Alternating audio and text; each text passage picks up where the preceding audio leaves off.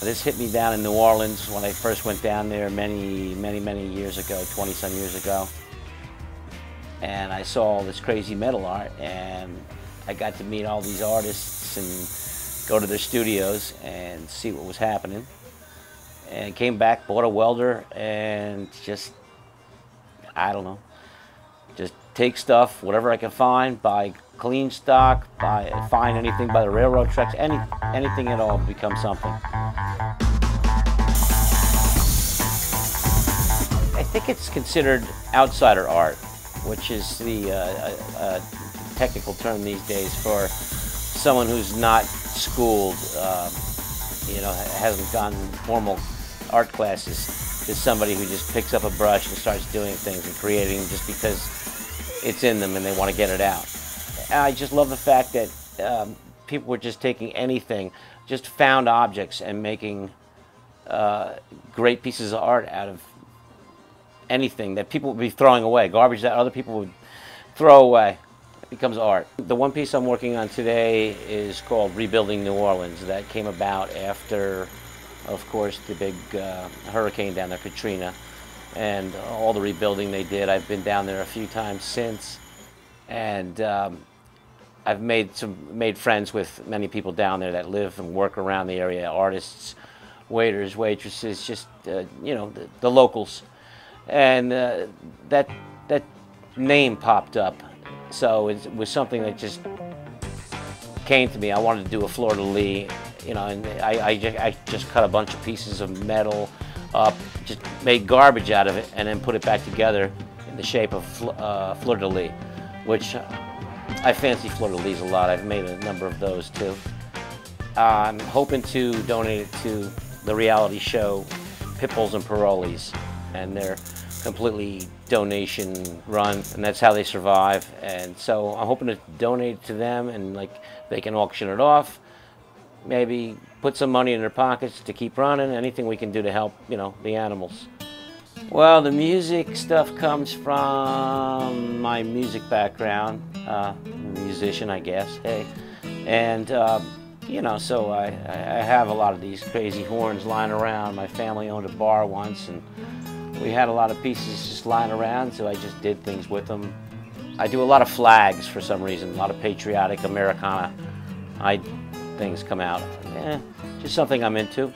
Here, this is called Red, White, and Blue Collar. This was one that was just done recently. That came from, I don't know, I just collect anything I find, old tool parts and this and that. And I was laying it out one day, and it just wasn't working for me. I said, this could become a flag somehow. Build, you know, the field out of the shovels, and it was very tough.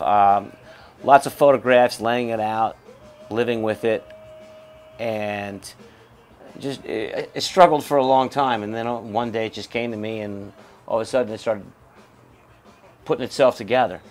And it was amazing because of all the time thinking about it.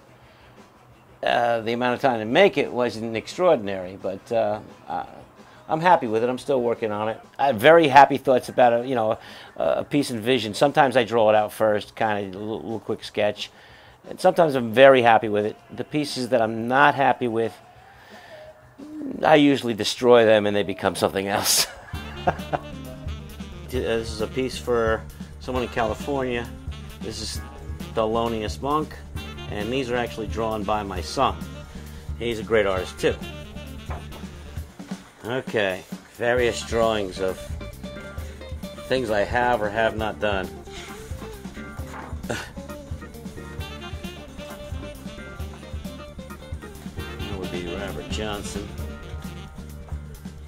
That would be Louis Armstrong.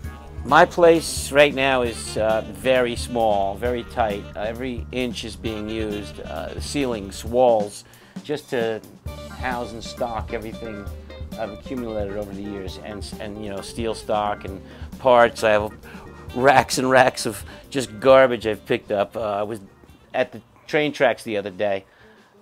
Took my friend out for a walk because he's a little ill, and we went out for a walk on the train tracks, just picking up stuff. And I heard this high-pitched whistling. I said, "You've got to get off the tracks. The train's coming."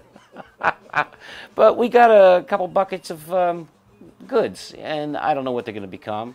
These here are actually railroad spikes, simulating the stars in the field of this flag here. I work at home, and I don't know if it's fortunately or unfortunately, I have a lot of good neighbors and friends, and the distractions and interruptions are abundant, and every now and then they have to be put down. Because it gets too busy around here sometime. You know, it's okay if somebody stops by for a half hour, but then you have 12, 15 people stopping by for a half hour. There goes the day. And then, of course, there's lots of other interruptions. And we have, we have Frank the mailman stops by. We've Todd the limo driver. Tony, Mouseman Tony next door, extermination. You know, we got it all going on in this neighborhood. It's cuckoo crazy.